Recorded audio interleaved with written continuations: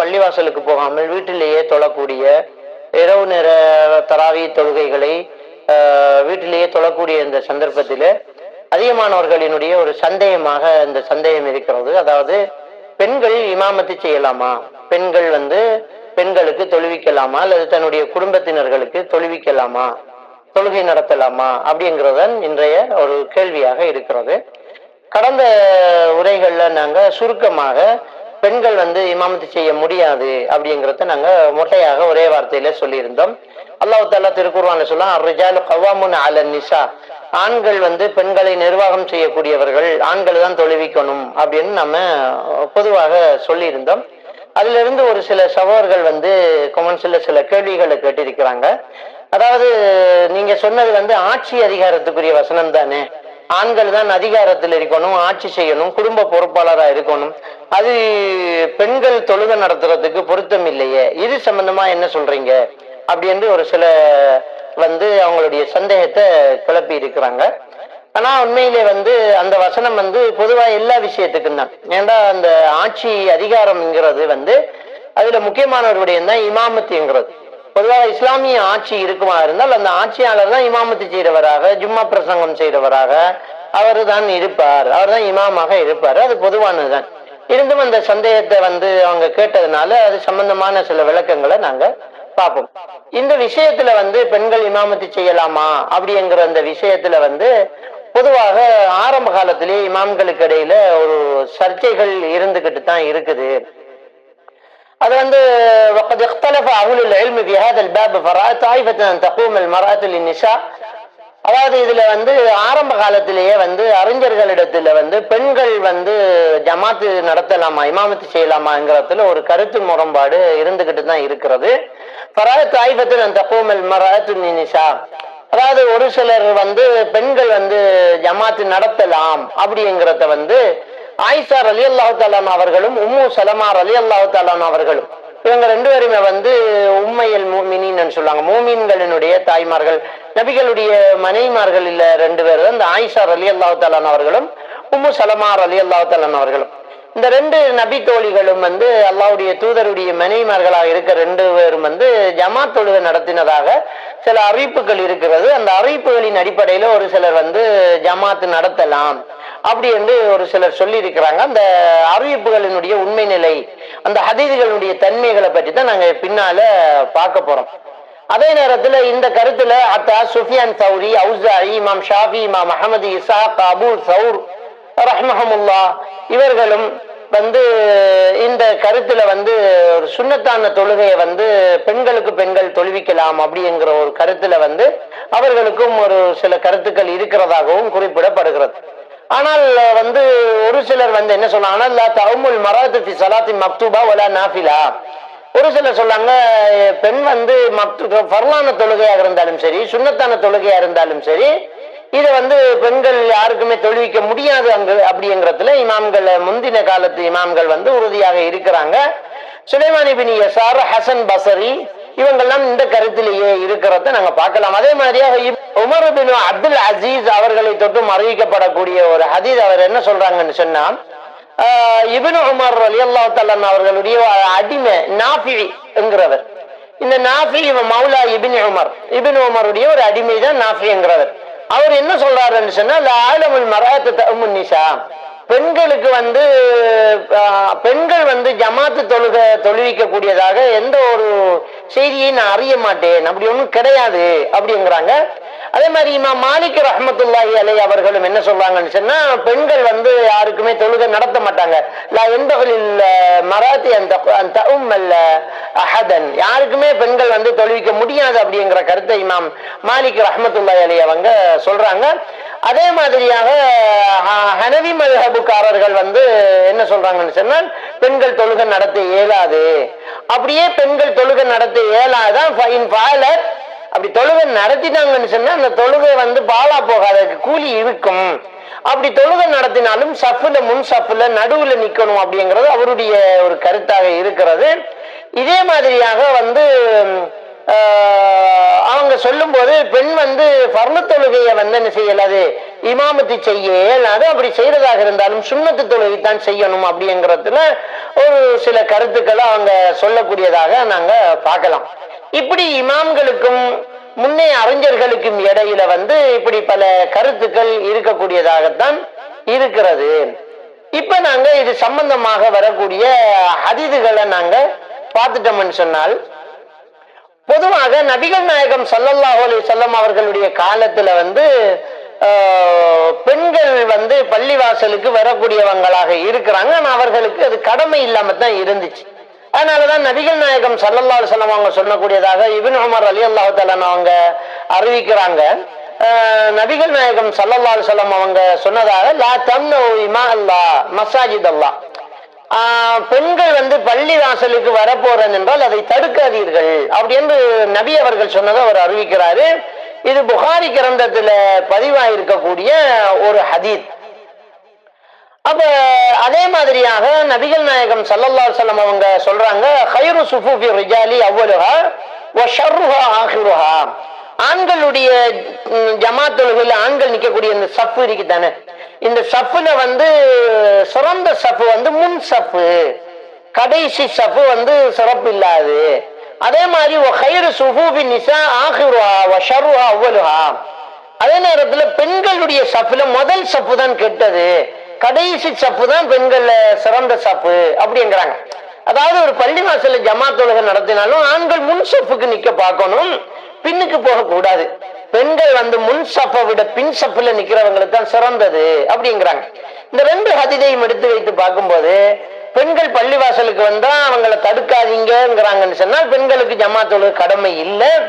அதே மாதிரி அப்படியே பள்ளிக்கு வந்தாலும் பெண்கள் பின் சப்புல நிக்கணும்ங்கிறதுனால அந்த ஜமாத்து நடத்துறா முன் சப்பு தான் நிக்கணும். பெண்கள் இமாமத்து செய்யறா பெண்ணு முன்னுக்கு தானே நிக்கணும். அப்ப முன் சப்புல சிறப்புக்குரியது இல்ல, பெண்களுடைய சப்புல சிறந்தது பின்னுக்கு நிக்கிறது தான் அப்படிங்கிறத வச்சு பார்க்கும்போது, இந்த ஜமாத்து தொழுகைக்கு பெண்களுக்கு என்ன இல்ல ஆசை ஊட்டல்ல, அது அவங்களுக்கு கடமை இல்லை அப்படிங்கறத நாங்க புரிஞ்சு கொள்ளணும். இதுல இந்த கேள்வி ஏன் வருகிறதுன்னு சொன்னால், ஒரு ஜமாத் தொழுகை தனியா தொழுகிறதை விட 27 மடங்கு நன்மை அதுக்கு இருக்குது அப்படிங்கிறதுனாலதான் என்ன செய்யறாங்கன்னு சொன்னா அந்த கேள்வியை கேட்கிறாங்க. இது நபிகள் நாயகம் ஸல்லல்லாஹு அலைஹி வஸல்லம் அவர்கள் நம்மளை விட அறிஞ்சவர், அதுதான் அவர் தான் அதை சொன்னவர். அப்படி ஒரு நன்மை பெண்களுக்கு அதிகமா கிடைக்கணும் அப்படின்னு நீங்க பெண்கள் தொலை தெரிஞ்சவங்க வீட்டுல ஜமாத் தொழுங்கன்னு சொல்லியிருக்கலாம். நபி அவர்களுடைய மனைவிமார்கள் அப்படி ஜமாத் தொழுகையை நடத்தி வச்சதாக எந்த ஹதீஸுமே இல்லை. அப்படி எடுத்து நாங்க பார்க்கும்போது, இந்த ஜமாத் தொழுகை நபிகள் நாயகம் ஸல்லல்லாஹு அலைஹி வஸல்லம் அவர்கள் காலத்திலேயே பெண்களுக்கு தொழுவிச்சதாக நாம காண முடியாது அப்படிங்கிறத நாங்க காணக்கூடியதாக இருக்கிறது. எனவே இந்த ஜமாத் தொழுகை சம்பந்தமாக நபிகள் நாயகம் ஸல்லல்லாஹு அலைஹி வஸல்லம் அவர்கள் காலத்துல ஆசை ஊட்டப்படலைங்கிறத நாங்க தெளிவாக புரிஞ்சு கொள்ளணும். அதுக்கப்புறமா இன்னைக்கு இந்த ஜமாத் தொழுகை சம்பந்தமாக எடுத்து வைக்கக்கூடிய ஒரு விஷயம் என்ன அப்படின்னு சொன்னால், உம்மு வரக்கா ரலியல்லாஹு தஆலா அவர்களுடைய ஒரு ஹதீஸ் தான்.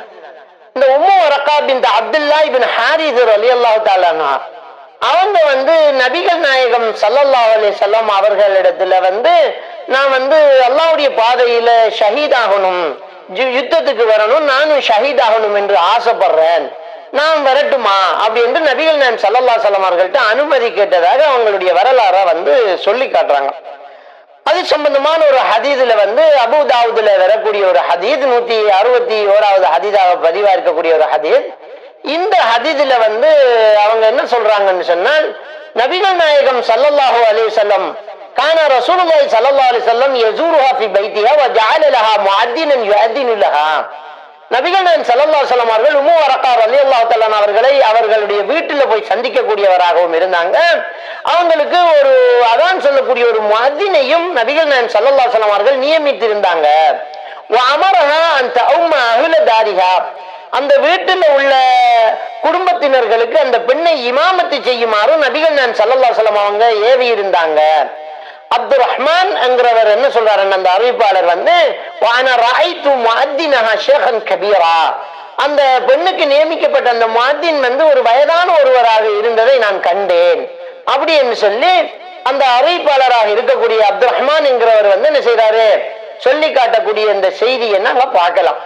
அப்ப இந்த செய்தியில உம்மு வரக்கா ரலியல்லாஹு தஆலா அவர்கள் நபிகள் நாயகம் ஸல்லல்லாஹு அலைஹி வஸல்லம் அவர்கள் அவங்க குடும்பத்துக்கு ஜமாத் நடத்துமாறு ஏவினாங்க. அப்படி என்று நாங்க அந்த செய்தியை நாங்க பார்க்கலாம். இந்த ஹதீது பல அறிவிப்பாளர்கள் வரிசையாக பல கிரந்தங்களை வந்தாலும் இந்த எல்லா கிரந்தங்களையும் எல்லாருமே இந்த வலீத் இப்னு ஜுமை என்கிறவரை தொட்டும் அவர் அப்துல் ரஹ்மான் இப்னு ஹல்லாத் என்கிறவரை தொட்டும் தான் அந்த ஹதீது அப்படியே பிரிஞ்சு போகுது. இந்த அப்துல் ரஹ்மான் இப்னு ஹல்லாத் என்கிறவரை பற்றி பார்த்தால் அவர் யார் என்றே தெரியாத ஒருத்தர், அவரை பற்றி எந்த குறிப்பும் இல்லை. இப்னு ஹஜர் அஸ்கலானி ரஹ்மத்துல்லாஹி அலைஹி அவர்கள் என்ன சொல்றாங்க, மஜ்ஹூலுல் ஹால், இவர் யார் என்று தெரியாது அப்படிங்கிறாங்க. ஏன்னா இந்த உம்மு வரக்கா ரலியல்லாஹு தஆலா அவர்கள் தொழுகை நடத்தினாங்க அப்படி என்று வரக்கூடிய எந்த ஹதீதுமே சரியான ஹதீது கிடையாது. அது ஒரு லைஃபான ஹதீதுங்கிறத நாங்க தெளிவாக புரிஞ்சு கொள்ளலாம். எனவே பெண்களுக்கு பெண்கள் இமாமத்து செய்ததாக வரக்கூடியது உம்மு வரக்கா ரலியல்லாஹு தஆலா ஹதீது. அந்த ஹதீது ஆதாரம் இல்லாத ஒரு ஹதீதுங்கிறத தெளிவாக புரிஞ்சு கொள்ளணும். அதாவது இதை ஒரு சிலர் எப்படி ஹதீதை எடுக்கிறாங்கன்னு சொன்னா, ஹதீது நம்பகம் இல்லாத நான் பல ரிவாயத்துக்கள் வாராதனால அதை எடுக்கலாம்பாங்க. இது மார்க்கத்தினுடைய அடிப்படை தெரியாதவர்கள் பேசக்கூடிய ஒரு விடயம். ஏன்னா ஜமாத் தொழுகை என்பது ஒரு இபாதத், ஒரு வணக்கம். இந்த வணக்கம் என்பதுக்கு நஸ்ஸு, தெளிவான நஸ்ஸை கொண்டுதான் இந்த வணக்கம் நிற்கும். மார்க்க விடயங்கள்ல இபாதா என்கிறத ஒரு சரியான வஹி மூலமாக, ஒரு ஹதீது மூலமாக, ஒரு குர்ஆன் வசனத்தின் மூலமாக தான் எடுக்க முடியுமே தவிர அந்த லைவானது சின்ன லைவு கணக்க லைவுகள் சேர்ந்து ஒரு பலம் பெறுது இப்படி எல்லாம் எடுக்க முடியாது.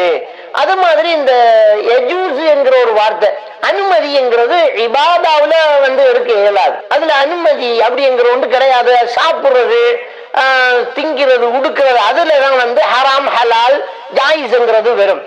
இபாதாவுல இந்த ஜாயிஸ் யஜூஸ் இதெல்லாம் என்ன செய்யாது, வராது. இது அடிப்படையில நம்ம மார்க்க அறிஞர்களாக படிக்கக்கூடிய மௌலிமார்கள் எல்லாருக்குமே தெரிஞ்ச ஒரு விடயம். எனவே இந்த வணக்கம் என்பது பெண்கள் தொழுகை நடத்துறங்கிற அந்த வணக்கத்தை இந்த பலவீனமான ஹதீதுகளை வச்சு எடுக்க முடியாதுங்கிறத நாங்க என்ன செய்யணும், தெளிவாக புரிந்து கொள்ளக்கூடியதாக நாங்க இருக்கணும். அடுத்தது என்ன அப்படின்னு சொன்னால், முஸ்தத்ரக்குல் ஹாக்கிம்ல இன்னொரு ஹதீஸ் வருது. முஸ்தத்ரக்குல் ஹாக்கிம்ல வரக்கூடிய அந்த ஹதீஸை பார்த்தால், ஆயிஷா ரலியல்லாஹு தஆலா அவர்கள் துஅத்தினு வ துகீமு வ தஅம்மு நிஸா வ தகூமு வஸ்தஹுன்ன, ஆயிஷா ரலியல்லாஹு தஆலா அவர்கள் பாங்கு சொல்லுவாங்க, காமத்து சொல்லுவாங்க, பெண்களுக்கு தொழுகை நடத்துவாங்க, பெண்களுடைய சஃப்ல அந்த முதல் சஃப்ல நடுவில் நின்று தொழுகை நடத்துவாங்க அப்படிங்கிற ஒரு செய்தி முஸ்தத்ரக்குல் ஹாக்கிம்ல வருது. இந்த ஹதீது அந்த அறிவிப்பாளர் லைஸ் என்கிற ஒருத்தர் வாரார். அந்த ஹதீது வரும். இந்த ரிவாயத்துக்கள் இன்னும் சில கிரந்தங்களையும் வருது. இந்த ரிவாயத்துல முஸ்தத்ரக்குல் ஹாக்கிம்ல லைஸ் வாரார். இந்த லைஸ் என்கிறவர் மஜ்ஹூல், அவர் யார் என்று தெரியாத ஒருத்தர் அப்படிங்கிறத இப்னு ஹஜர் அஸ்கலானி ரஹ்மத்துல்லாஹி அலைஹி அவர்களும் ஹதீஸ் கலை அறிஞர்களும் சொல்றாங்க. இந்த ஹதீது லைவான ஹதீது, இந்த ஹதீதும் ஏற்றுக்கொள்ள முடியாத ஒரு ஹதீது அப்படிங்கிறத நாங்க தெளிவாக புரிந்து கொள்ளணும். அதே மாதிரி இன்னொரு ரிவாயத்து ஒன்று வருது. அந்த ரிவாயத்துல ஆயிஷா ரலியல்லாஹு தஆலா அன்ன ஆயிஷத அம்மத் நிஸ்வதன் ஃபில் மக்தூபதி ஃபஅம்மத்துஹுன்ன பைனஹுன்ன வஸ்தன், ஆயிஷா ரலியல்லாஹு தஆலா அவர்கள் பெண்களுக்கு ஃபர்ளு தொழுகை தொழுவிச்சாங்க, அவர்களுக்கு நடுவுல நின்று அந்த தொழுகையை நடத்தினாங்க அப்படிங்கிறது இப்னு அபி ஷைபாவுல வரக்கூடிய இன்னொரு ரிவாயத். இப்னு அபி ஷைபாவுல வரக்கூடிய இந்த ரிவாயத்தை எடுத்து பார்த்தால், இந்த ஹதீஸ் அறிவிப்பாளர்கள் எப்படி வரும்னு சொன்னால், ஹனஃபியாங்கிற ஒரு பெண்ணை தொட்டும் இந்த அறிவிப்பாளர் வரும். இது எப்படி வருதுன்னா, வக்கீங்கிற ஒருத்தர் சுஃபியான் என்கிறவரிடம் கேட்கின்றார். சுஃபியான் என்கிறவர் அபு ஹாசிம் மைசராவிடம் கேட்கின்றார். அபு ஹாசிம் அன் இம்ராத்தின் மின் கௌமிஹிம் அப்படிங்கிறார். அன் இம்ராத்தின் அந்த ஒரு பெண்ணு கிட்ட சொல்றாரு அப்படிங்கிறாங்க. இன்னொரு விதத்துல அந்த பெண் யாரு அப்படின்னு சொன்னா ராயிதா அல் ஹனஃபியான்னு வருது. இந்த ராயிதா அல் ஹனஃபியாங்கிறது மஜ்ஹூல் ஹால், யார் என்றே தெரியாத ஒரு ஆளு, தெரியல யார் என்று தெரியல அப்படி என்று அந்த ஹதீதையும் என்ன செய்ய முடியாது, எடுத்துக்க முடியாம இருக்கிறத நாங்க பார்க்கலாம். அதே மாதிரியாக உம்மு சலமா ரலியல்லாஹு தஆலா அவர்கள் தொழுகை நடத்தினதாக ஒரு ரிவாயத். அது முஸ்னத் அப்துர் ரஸாக்ல வரக்கூடிய ஒரு ஹதீஸ். உம்மு சலமா ரலியல்லாஹு தஆலா அவர்கள் அசர் தொழுகை எங்களுக்கு நடுவுல நின்று தொழுவித்தாங்க, பெண்களுக்குள்ள நடுவுல நின்று எங்களுக்கு அசர் தொழுகை ஜமாத்தை தொழுவித்தாங்க அப்படி என்று அந்த அறிவிப்பாளரும் வருகுது. அந்த அறிவிப்பாளர்ல வந்து அந்நிம்ராது மின் கௌமிஹி ஹுஜைரா என்று சொல்லக்கூடிய யுகாலு லஹா ஹுஜைரா, அந்த கூட்டத்துல இம்ரா ஒரு பெண்ணை தொட்டும் இந்த ஹதீஸ் வருது. அந்த பெண்ணு ஹுஜைரா என்று சொல்லப்படுது. அந்த ஹுஜைரா சொல்றாங்க உம்மு சலமா இப்படி செஞ்சாங்கன்னு சொல்றாங்க. அந்த பெண் யாருன்னு தேடியும் கிடைக்கல. அறிவிப்பாளர் வந்து அறிமுகம் இல்லாத ஒருத்தர். எனவே இந்த அறிவிப்பாளர்கள் எல்லாத்தையும் எடுத்து பார்த்தால் இது வந்து ஒரு நம்பகம் இல்லாத அறிவிப்பாளர்களாகவே இந்த அறிவிப்புகள் இருக்கிறத நாங்க பார்க்கலாம். அப்ப ஆயிஷா ரலியல்லாஹு தஆலா அவர்கள் தொழுவதாக வந்தது, உம்மு சலமா ரலியல்லாஹு தஆலா அவர்கள் தொழுவித்ததாக வந்தது, அதே மாதிரி உம்மு வரக்கா ரலியல்லாஹு தஆலா அவர்கள் தொழுவித்ததாக வர்றது. இந்த மூன்று பெண்களும் வந்து தொழுகை நடத்தினதாக ஹதீதுகள் வருது. இந்த மூன்று ஹதீதுகளையும் மூன்று பெண்களும் தொழுவித்ததாக வரக்கூடிய ஒரு 7-8 ரிவாயத்துக்கள். அந்த 7-8 ரிவாயத்துக்கள் எல்லாமே நான் என்ன சொன்ன இவ்வளவு அறிவிப்பாளர்களை தொட்டும் தான் எல்லாமே வந்துகிட்டே இருக்குது. அப்ப இந்த அப்துல் ரஹ்மான் என்கிறவர், லைஃப் என்கிறவர், தாயால் ஹனஃபியாங்கிற பெண்ணு, அதே மாதிரி ஹுஜைரா என்கிற பெண்ணு, இந்த அறிவிப்பாளர்கள் இருந்துதான் எல்லா ஹதீதுகளுமே அப்படியே என்ன செய்யுது பிரிஞ்சு வருது. ஒட்டுமொத்த ஹதீஸும் லைவானதுதான், எதுவுமே வந்து ஆதாரமான அறிவிப்புகள் கிடையாது அப்படிங்கறத நாங்க தெளிவாக புரிஞ்சு கொள்ளணும். அப்ப தொழுகை நடத்துறங்கிற ஒரு இபாதத்து, அந்த இபாதத்துக்கு நஸ்ஸான தெளிவான ஆதாரங்கள் இருக்கணும். நபிகள் நாயகம் ஸல்லல்லாஹு அலைஹி வஸல்லம் அவர்கள் காலத்துல பெண்களுக்கு வந்து பெண்களை தொழுவிக்கிறதுக்கு ரசூலுல்லாஹ் வழிகாட்டல, அவர் தொழுவித்ததாக இல்ல வரக்கூடிய ஹதீதுகள் லைவ். அதுக்கு பிறகு ஹலீஃபாக்கள் காலத்துல நடந்திருக்கான்னு பார்த்தா நபிகள் நாயகம் ஸல்லல்லாஹு அலைஹி வஸல்லம் அவர்களுக்கு பின்னுக்கு உமர் ரலியல்லாஹு தஆலா அவர்கள் இந்த ரமலான் காலத்து இரவு தொழுகை வந்து பெண்களுக்கு தொழுவிக்கிறதுக்கு ஒரு ஆணைத்தான் ஏவுறாரு. தமீமுத்தாரிக்கும் உபய் இப்னு கஅபுக்கும் வந்து ஆண்களுக்கு ஒருத்தரையும் பெண்களுக்கு ஒருத்தரையும் தொழுவிக்கிறதுக்கு அவர் நியமிக்கிறார். அவ பெண்களுக்கு பெண்களை தொழுவிங்க அப்படின்னு சொல்லல. ஏன்னா அந்த காலத்துல ஹாஃபிலாக்கள் இல்லையா, பெண்களை நல்ல குர்ஆன மனநமிட்டவர்கள் இல்லையா, நிறைய இருந்தாங்க. ஆனா அவர்கள் ஹதீஸ்களை எல்லாம் அறிவிக்கக்கூடிய நிறைய பெண்கள் வந்து இருந்திருக்கிறாங்க. ஆனா தொழுகை நடத்துறதுக்கு முடியாதுங்கிறதுனால செய்யல இப்படிங்கிறத நாங்க தெளிவாக புரிஞ்சு கொள்ளணும். இந்த சர்ச்சை இன்னைக்கு 9 வருஷத்துக்கு முன்னால அமெரிக்காவில் ஒரு பெண் ஜும்மா நடத்தி தொழுவிச்சதுனால பரபரப்பா போச்சு. அப்ப அந்த பெண்ணு வந்து இமாமத்து செஞ்சு ஜும்மா நடத்தணும்னு எப்படி நீங்க செய்யலாம் அப்படின்னா என்ன தடை இருக்குது, நாங்களும் மனுஷன் தானே, எல்லாருக்கும் பொதுவா தானே ரசூலுல்லாஹ் சொன்னாங்கன்னு அவங்க கேட்டாங்க. அப்ப இந்த பிதத்தான கருத்துக்களை சொல்லக்கூடிய மார்க்கத்துல வந்து சரியான தெளிவான ஹதீதுகளை எடுத்து நிக்க முடியாத சில வழிகேடர்களாக இருக்கக்கூடிய சில இமாம்கள் அந்த அமெரிக்காவில் நடந்த அந்த ஜும்மா பிரசங்கத்தை சரி கண்டு பெண்கள் தொழுகை நடத்தலாங்கிறதுக்கு இந்த ஹதீதுகளை எல்லாம் தூக்கி வச்சு அப்ப பத்துவா கொடுத்திருந்தாங்க. அப்பவே இதுக்கு பதில் கொடுக்கப்பட்டாச்சு.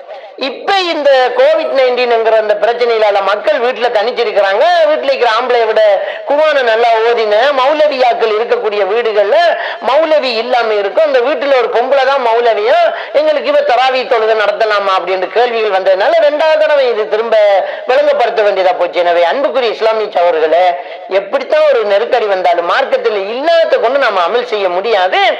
ஆண்கள் தான் இமாமத்து செய்வாங்க, ஆண்கள் தான் தொழுகை நடத்துவாங்க. நிறைய ஓத தெரிந்தாலும் பெண்ணு இமாமத்து செய்ய முடியாது, அவங்க பெண்ணுக்கு தான் நிற்பாங்க. ஆண்களுக்குள்ள கிராத்து நல்லா ஓத தெரிந்தவங்க, குர்ஆன் தெரிந்தவங்க இமாமத்து செய்வாங்கிறத நாங்க தெளிவாக புரிஞ்சு கொள்ளணும். இது அல்லாஹ்வுடைய மார்க்கம். மார்க்கத்தை வந்து யாரும் சொந்த கருத்துக்களையும் அபிப்பிராயங்களையும் சொல்ல முடியாது, உள்ளத்தை உள்ளபடி சொல்லி இருக்கிறோம். எனவே நியாயமாக நாம் சிந்தித்து பார்த்தால் ஆதாரபூர்வமான ஹதீதுகள் எதுவும் இல்லாதனால இந்த சட்ட திட்டங்களை நாங்கள் தெளிவாக எடுத்துக்கொள்ள வேண்டும். எல்லாம் வல்ல அல்லாஹ்வுக்கு சுப்ஹானஹு வ தஆலா நம் அனைவரையும் ஈமானோடு வாழ வைத்து ஈமானோடு மரணிக்க செய்வானாக. வாஹிரு தஅவானா